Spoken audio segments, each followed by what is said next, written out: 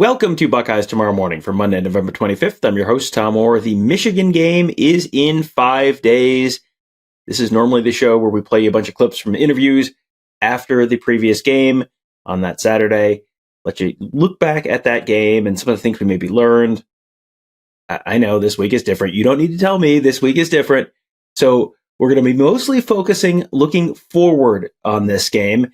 There was plenty of questions about Michigan during those post-game interviews. You're going to be hearing from Will Howard and Ryan Day and Jack Sawyer about that.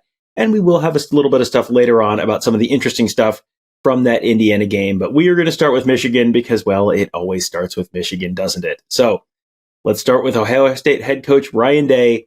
How quickly do you turn the page to Michigan? It was a top 5 win. Everyone gets it. It was a top 5 win. How quickly do you turn the page to Michigan after that game? Yeah. Well, it's just that, we know we need to at least celebrate and enjoy the win, but it's not going to be a late night. We all need to get to bed. We need to get our rest. We need to enjoy it. You can't just, have a top 5 win like this and just move on. The minute it hit 000 on that clock, it was on to the team up north, on to the rivalry game. We know what's coming and how important this week is for everybody in the state of Ohio and BuckeyeNation, and most importantly, our team and our obligation to play really well next week and win that game. But we also need to make sure we take a deep breath and recognize the things that happened today. We'll do that tomorrow during our champions meeting, celebrate the guys who played really well, and then move on because, it's easy just to move on, but there's a lot of work that gets put into a win like this, and it's a top 5 win. So we'll get some good rest tonight, make sure we get to bed early, and then we'll wake up tomorrow and make sure we get back to work. All right, we'll come back to Ryan Day for the rest of his thoughts on the game a little bit later on, but let's move on to Ohio State quarterback Will Howard, Pennsylvania native, so he's obviously familiar with stuff in Big Ten country. But this is his first time being a part of the Ohio State-Michigan rivalry. So is he looking forward to that next week? I can't wait, man. I can't wait. I'm like I said, I'm stoked. I'm fired up. This one's for those guys that came back. This one's for BuckeyeNation. We've been. I feel it, man. I can just feel it. There's been that hurt the last 3 years. This rivalry game. It's the first thing that I heard when I came here on my visit. Beat the team up north, and it's the first goal we have every single year. Beat the team up north, and you could say anything about records, man. That's going to be a hard game every single year. They're going to bring it. We're going to bring it. And I want to do this, man, for Coach Day. I want to do this for the guys that came back, for Emeka, for Trey, for JT, for Jack, for all those guys that came back, Tyleek, Ty, I could go on. But I want this for them so bad because they've been here. I've seen it from a distance, and, I feel it, and I'm a part of it now, and I want this for me too, but I want this for those guys. I want it for Coach Day. Shut up the haters and be able to go out there and say, man, this is the Ohio State Buckeyes, and this rivalry game means everything, man. We talk about it all the time. It's all over the place in our building, and I'm just honored to be able to be a part of it, and I won't take it lightly. And this is the biggest game of our season, and I'm looking forward to it, man. Saturday's win over Indiana was one of the most complete performances the Buckeyes have put together. It wasn't perfect. They left a couple touchdowns potentially on the board in the red zone, but overall, pretty good performance in all 3 phases of the game. So is a performance like that going to be enough to win against Michigan next week and then potentially to even win it all? I don't want to say yes or no on that because we're going to need to turn it up. And I still don't think you've seen our best. That's the mindset that this team has. And, when you go into that locker room and you look in the eyes of every single guy, you see it, man. You see that edge. And I've never been on a team that, the last time I saw this edge in people's eyes was when we won the Big 12. Like that. I see that, man. I see that. And I know that we have more in the tank, and we're fired up. We're going to enjoy this one, but we're fired up, man. We got 2 big weeks coming up here. Go take care of business next week. The week after that, we're not worried about that, man. I'm getting ahead of myself, but we got to go out there, and this week's the biggest game of the year. Beat the team up north, man. That's what we say from the moment I got here. I don't wear blue, just beat the team up north. This year's Ohio State-Michigan game is not quite what it was the last couple of years when both teams entered with Big Ten championship hopes, national championship hopes. The Wolverines just 6-5 this year. So does that record change anything about Saturday for Will Howard? Absolutely nothing.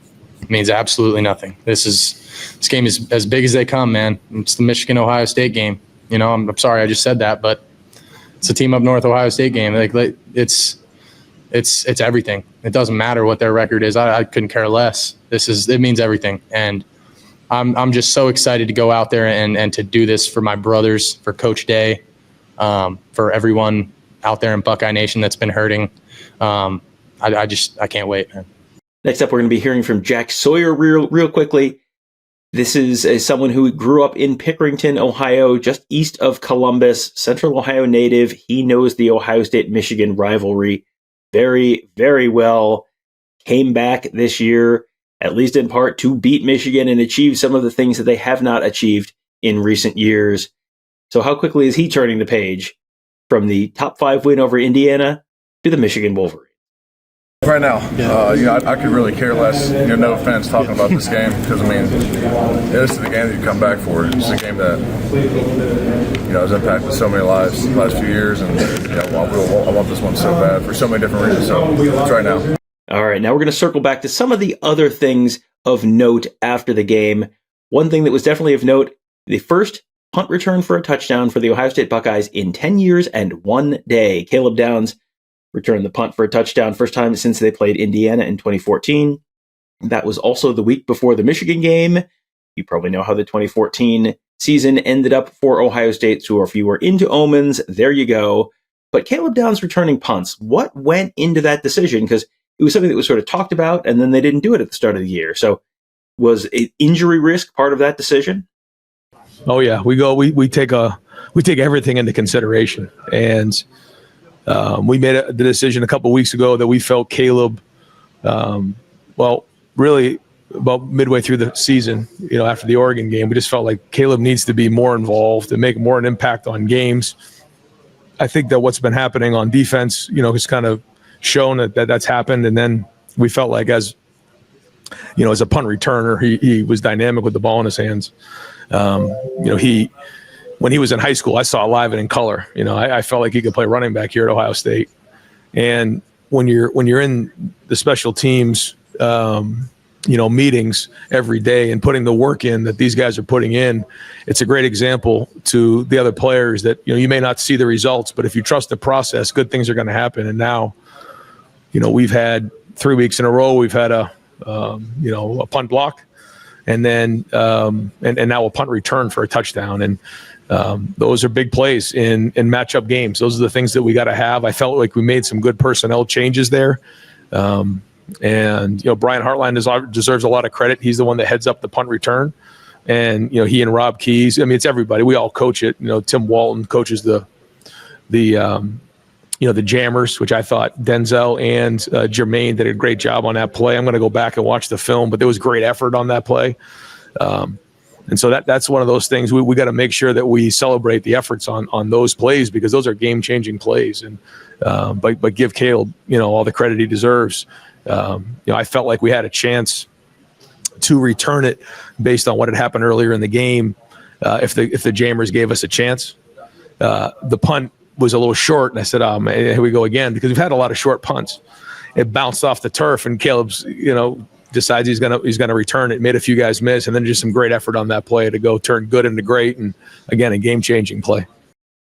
Brian Day was also asked about Will Howard, who started his day 14 for 14, became the first player in Ohio State history to have 6 games with more than 80% of his passes completed. He actually completed 85% of his passes on Saturday. Not too bad, but his impact on the team is way more than just the stats. So what does Will Howard mean to the team? He starts with Will Howard, and then this answer kind of goes a whole bunch of different places. Buckeye Nation is now seen after 11 games. This guy is a winner. He's tough. He cares about his teammates. He's a leader. There was a tough spot this week when we lost Seth in practice, and he, along with the offensive line, Donnie and Josh, really just raised the spirits of everybody. And that's hard to do when you lose somebody who makes such an impact like Seth. But he's got great resilience, great toughness. He's the heart and soul of our team. But there's more to it than just Will. We look at the way Travion ran today. I thought Travion played his tail off today. How hard he ran, how physical he ran. I thought Quinshawn had some good runs. But Carson Hinsman stepping up and playing center, and Austin. So there's a lot of things that we need to celebrate. And after a game like this, and you feel like you want to make sure you're recognizing those guys, but like somebody said, it's going to be on in the next game quickly, and we got to learn from it, keep growing, because there is some things coming out of this game that I wasn't very happy with. Especially the way we're down in the red zone, don't get in early on. We have a turnover there in the red zone. That could have been a whole different score at halftime. And that was not good. But we were resilient. The crowd just kept swinging. It was awesome. You could just feel the crowd was like, there's no way this thing's going to go any other way. And that's kind of how it all played out. What was Ryan Day's assessment of the offensive line during the game? That was obviously the big story going into the game with the injury to Seth McLaughlin and Carson Hinsman moving over to center and Austin Sierveld stepping in at left guard. And against Indiana, that led the Big Ten in sacks coming into the game, they allowed 0 sacks. So what was Ryan Day's assessment of the offensive line? Yeah, well, when you look at the number of plays, they were huddling, we were huddling. We ended up with 55 plays on a short field.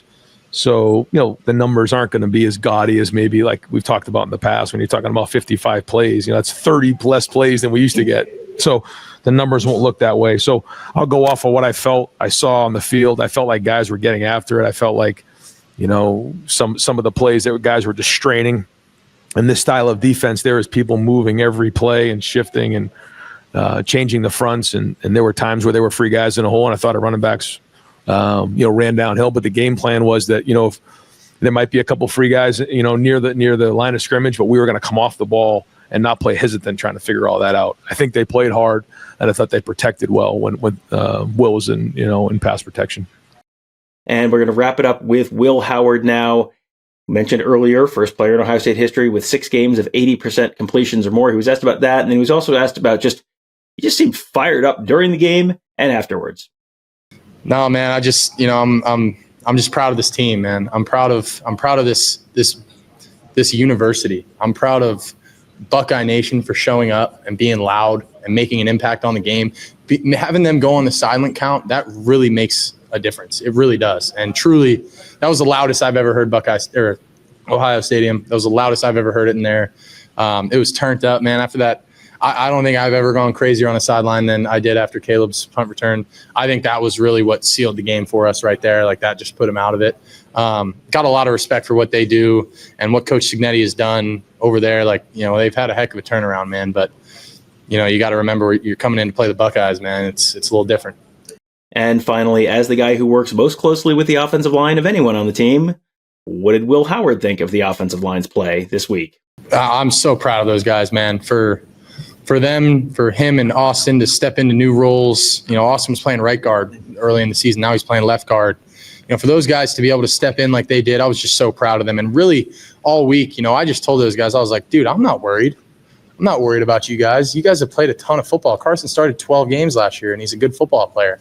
I wasn't worried about it at all. I just hurt for Seth, That was the biggest thing on my heart, was that I just hurt for my brother who just lost the rest of his season. And I told those guys, man, I'm not worried about, you can say whatever you want about who we throw in there. I don't care. It's next man up mentality. It's competitive excellence. I'm so proud of those guys for how they stepped up, and I think they did a heck of a job today. Well, just to give you a little bit of a look ahead at this week, Tony Gerb and I are working hard on the Buckeye Weekly podcast to drop some of those episodes early. Your Michigan Monday episode, that dropped on Sunday. We know, we get it. But we know you guys are traveling this week and probably a little antsy for the Ohio State-Michigan game, as you are most years, I'm guessing. We have plenty of coverage on the Buckeye Weekly podcast feed. We have plenty of coverage on this feed as well. We always treat this as a big game week. You get some extra episodes on both of those. And it is definitely a big game week at BuckeyeHuddle.com. Plenty of coverage there. Lots of extra coverage. Lots of stuff to talk about on the Huddle Board presented by Jeff Ruby's Columbus. We would love to talk about all of that with you there. You can just join right now. Just $4.99 for your first month. That first month will run you through the Michigan game, the Big Ten championship game, the early signing day for recruiting, the college football playoff selection show, and the first round of the college football playoff. If you've ever thought, that might be interesting to try that for a month, boy, would that be a good month to try that for. So we hope to see you there at BuckeyeHuddle.com. That will do it for today. Thank you guys all for joining us. Have a great day. We'll talk to you tomorrow.